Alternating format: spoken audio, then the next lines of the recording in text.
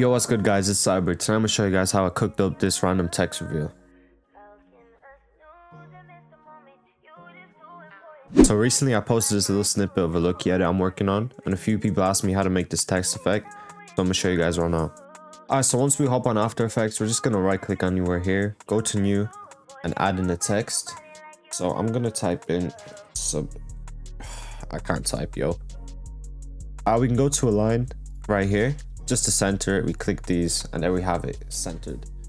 Right, so now that we have our text, we're just gonna go to this drop down, animate, and click character offset. So we're gonna keyframe character offset. We're gonna drag the 0 out just a few seconds or a few frames, and then drag this down or up how we want. So let's check this. There we go. All right, so now we kind of want it to go from left to right. So we're just gonna go to the start of the clip.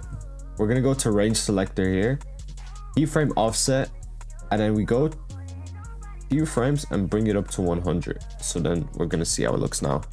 Alright, so that's how the effect is done. Thanks for watching. Let me know if there's anything else you want me to do, and have a good one.